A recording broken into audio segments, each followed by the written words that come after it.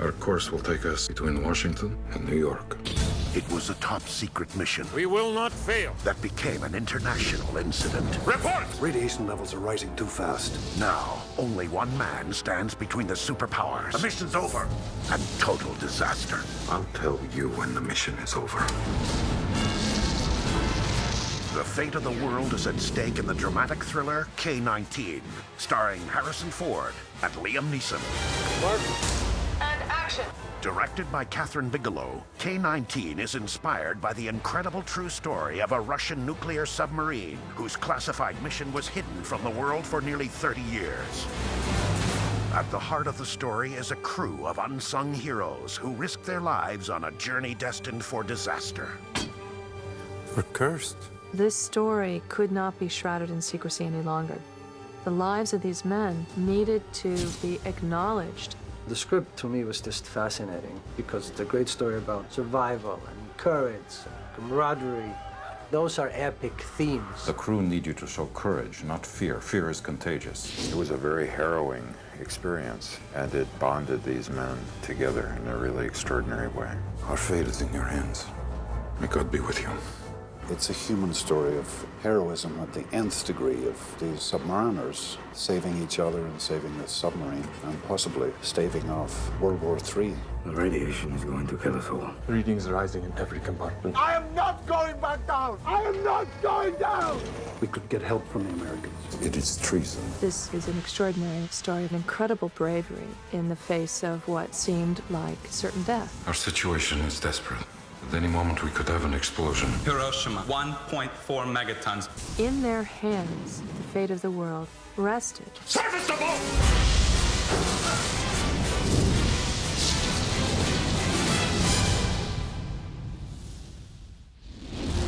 Roll, please. And action.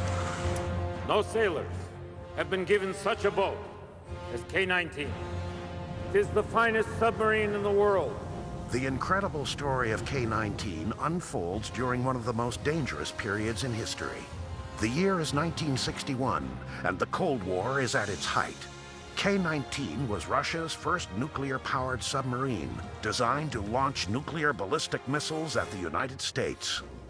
The K-19 was brand new technology, and the powers that be in the military were trying to rush this boat into service and get it on station off the coast of the United States as a deterrent, by the way, as a balance to an American ship which was posing a similar threat on Russia. Russia felt the urgency.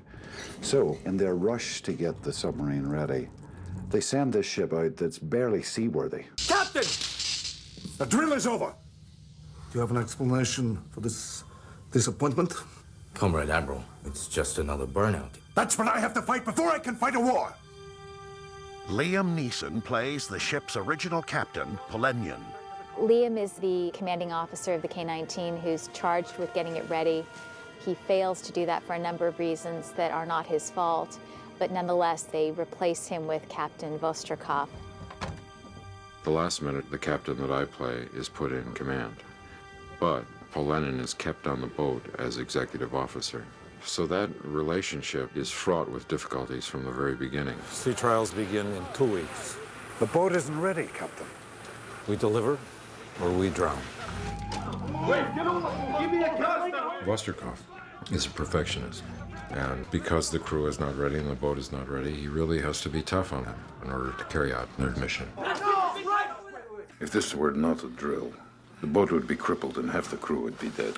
He's the captain. I'm executive officer. I'm pleased. I'm going to be with my boys. Polenyan is easygoing and a father to the crew.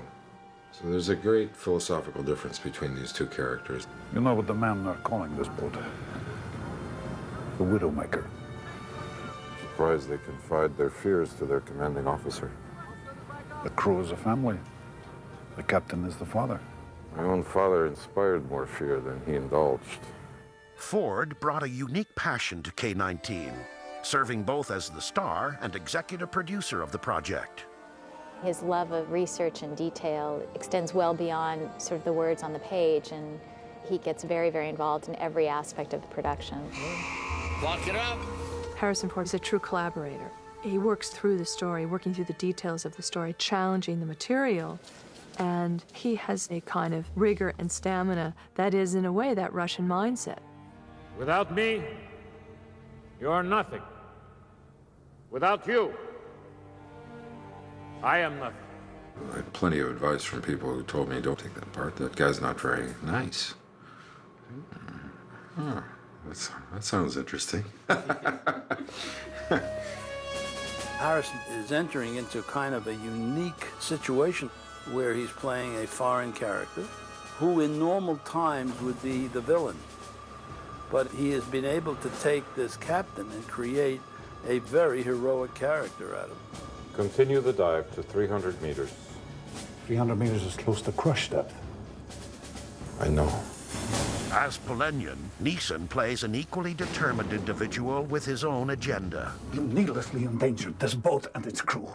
200 million Soviet citizens are depending on us, Captain Vostrikov, to save them from nuclear attack. Liam's a wonderful theatrically trained actor, and he brings a kind of depth of character and credibility to the film. And here we go. He's a great, great actor. And it lends a stature to the film that just lifts it up. This is the man who did Schindler's List. I was told there was some complaining. But I said, not my men. They're the best crew in the fleet. To play the ship's crew, the filmmakers recruited an international cast of young actors. We have a group of fantastic young actors. Some of them have already distinguished themselves in other roles. Many of them have not. We're getting fantastic performances from these guys, and they have been terrific. Great faces, great performances, great heart. All hands below! All hands below! In June 1961, the captains of K-19 and their crew of 102 men set out on their journey to the Arctic Sea, unaware of the fate that would await them. The journey to bring K-19 to the screen began in Russia, where the filmmakers shot several key scenes in the locations where they actually took place. It was very valuable to start the film in Russia. We were surrounded by people that were really Russian, eating Russian food, smelling Russian smells. I think shooting in Russia was the way to ground all of us in the reality of this piece. There is no train station in the world that looks like the main Moscow station with the lights and the huge busts of Lenin. It's almost a picture postcard kind of place. B-Mark! Physically, all of those artifacts of the Cold War are still there. And it was very easy to imagine yourself back in 1961. Most amazingly, the producers gained access to a formerly top-secret military command center. This is the finest, most up-to-date submarine at sea. We shot in the war rooms of the army in Moscow, something that I wouldn't believe would have happened in 100 years. Think about that. 5 years ago, they would have shot you if you even took a step inside that building. But it's to stop the Americans from destroying Moscow and Leningrad. Only one thing, a certain knowledge of destruction in return. K-19 is that knowledge. The filmmakers' greatest challenge was recreating the pride of the Soviet fleet. Instead of using miniatures or computers to duplicate the K-19, they sought out the real thing. We didn't want to create the K-19 with CG, and we were lucky enough to find a Russian Juliet-class submarine of the same era as the K-19. In a neglected dry dock in Saint Petersburg, Florida, the filmmakers found their K-19. Well, this is the first time we've been called in to make an old Russian sub seaworthy, and I've been in the marine game all my life. It was originally planned that the submarine would be a museum and a restaurant. It didn't work, so the producers have leased the Juliet, and I've been here some 2 months prepping the ship. It's a bit like a patchwork quilt, you know. Yeah. You end up with more patches than quilts. Once the ship was made seaworthy, it began a 13-day trek up the eastern seaboard to Halifax. There, the film's design team began the arduous task of transforming the decaying diesel sub into the pristine K-19. They worked from a recently uncovered copy of the sub's original blueprints. Getting the Juliet retrofitted into a Hotel II class submarine was very important to Harrison. He wanted that to be authentic. The hotel has a much longer sail or conning tower piece and a longer tail, so it was a pretty big undertaking. A new sail made of fiberglass would nearly double the size of the existing tower. But lengthening the ship would be a far greater challenge. Basically, what we're doing is we're building from stem to stern the K-19. So the Juliet submarine comes to about here, and we're going to extend it. And that extension has to be seaworthy. In other words, the sea hitting the side of this is an enormous force, and so this is not just a cosmetic build-on. So that's a whole shipyard crew that's building that extension. Retrofitting the sub and adding more than 100 feet in length was a complicated and dangerous task. Well, I'd been on it when it was just a diesel submarine, and then they built this thing around it. I keep walking up to it and like tapping on the side, trying to figure out what it's made out of. I have no idea how they did it. Action man. That night, you thought you were in Murmansk, getting ready for the departure of the ship. It was awesome. I mean, you say to yourself, did we build that? I'm amazed that we built it. Simulate an electrical fire in the galley, please. Fire on switch box number 65. This is a drill. During the last 2 weeks in June 1961, the K-19 and its crew were put through a battery of intensive drills to test the limits of the sub.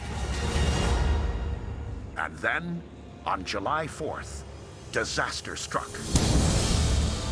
On its way toward the North Atlantic, one of two reactors began to melt down. The core temperature is at 400 degrees and rising. And they had about 4 hours to correct this situation, or they would have a nuclear event. The core would melt through the reactor and start a thermonuclear explosion. Scuttle the boat.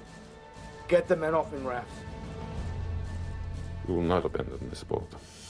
So their way of dealing with the overheating of the reactor was to create a jury-rigged cooling system. Use their fresh water supply. They had 30 tons of fresh water on board and piped that into the reactor in an attempt to bring the temperatures under control. But we're fighting a largely invisible foe, radiation. We don't have radiation suits. The warehouse was out. They sent us chemical suits instead. You might as well wear raincoats. The sailors have to go into this reactor, I mean, awash, just walking through it to try and repair this weld where the leak has occurred. And of course, they get these heavy, heavy doses of radioactivity. You can only stay in that room for, a matter of minutes. Well, you really shouldn't be in there at all. To capture the claustrophobic feel of being trapped in a floating time bomb, the filmmakers insisted on recreating the interior sets to their original scale. I didn't want to cheat the submarine size so that it was more comfortable for us to shoot in. Okay, Ian, stand by to shoot. So it was exactly the size of the K-19. Now you add on to that all of the equipment, and suddenly that space, which already is not terribly large, becomes almost microscopic. This is some serious claustrophobia, man. There's a lot of things in order. For Liam, even just his size in the confines of these compartments, it made things a little bit difficult. Not a very good entrance. The first question I asked was, they must have had a height restriction, but apparently they didn't. And there was one Russian captain who was apparently 6'5" or 6", I believe. So he just learned how to walk in those cramped conditions, Okay, cameras up, picture up. We're shooting in very difficult environments. It's very close. It's hard to get a camera. It's hard to get lights in. We constantly have to reinvent and make it up as we go along. Can I just try that one more time, Bill? To allow for unrestricted camera movement, Bigelow and the production designer developed special tracking rigs. Mark. And action. We've had to accommodate the camera actually moving from compartment to compartment. This was a very difficult challenge.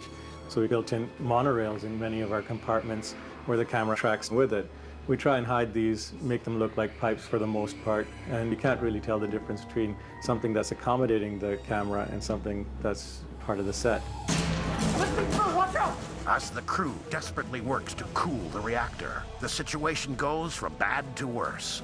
Radiation begins to spread throughout the sub, and the crew is confronted with a new series of crises. To prepare the cast for shooting these scenes, the producers hired 2 former submarine captains to stage a series of disaster drills. On water! Advance on the fire! They had them putting out 100-foot walls of fire, and the heat coming off it was unimaginable. Well, the training here has been extraordinary. It's real, if you pardon the pun, baptism of fire. Fire, fire, fire! Fire in the missile compartment! C3, C4! Then they'd fill an area with smoke and put like a little flickering light, which you've got to find. And you could not see anything. And it's a bit hairy, you know? You're bumping around, you're hitting your head all the time, and you could see how the chaos of if something goes wrong, how it can spread through a ship like wildfire.